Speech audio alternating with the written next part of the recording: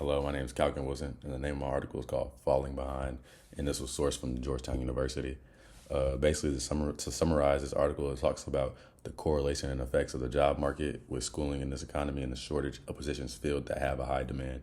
So there's many positions or many jobs all across the U.S., and a lot of them are high demand jobs where you need a lot of employees, and a lot of people look forward or look towards this job for to necessities of life. And I'm just going to talk about three of them today. And the first one I'm starting with is the teaching shortage. With the teaching shortage have gone up extremely ever since the pandemic, which was COVID-19 pandemic, with the teacher turnover rates hitting a historic high of 14% in the 2021 to 2022 academic school year. Teachers are also having a lot of problems with they're not being paid at what they feel is fair, and I'll get to what chapter that covers in a second. And the teachers are not getting paid what they feel is fair, and it just leads to shortages within the teaching community, I guess you could say. Another one is nurses. Nursing is the longest shortage that's gone on in U.S. history, with a lot of nursing and a lot of hospitals having a high turnover rate. The median age for a registered nurse was 42 in 2000, and in 2022, the median age is 46, which just shows that a lot of these registered nurses are going in at the later times, or it's taking them a long time to finish school, whatever it is. And a lot of nursing programs are also having problems keeping their positions filled.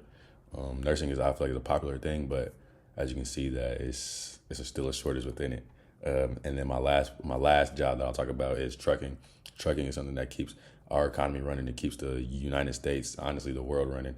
And a lot of the trucking turnover rate is extremely high, especially with long haul trucking, with it being 95% per year.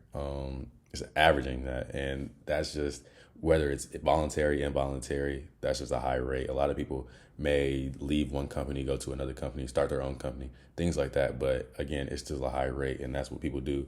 With a lot of times, what people do with trucking due to financial reasons, health reasons, personal reasons, whatever they have going on. And yeah, this all three of these points, or all three of these jobs, they correlate with our chapters, supply and demand, which is chapter 3. As you can see, there's a high demand for these things, but a limited supply, and the supply in this case would be the workers. This also goes with chapter 17, wage determination, teaching. This goes with the teaching point I made and the trucking point I made. Teachers want to be paid more. Truckers, they feel as though they're not getting paid what they should be, or it's taking a toll in their pocket. So, wage determination, that goes with, again, chapter 17. And then chapter 29, which would be business cycles, unemployment, and inflation. Unemployment, again, 95% turnover rate. That's astronomical. And we just got to do better.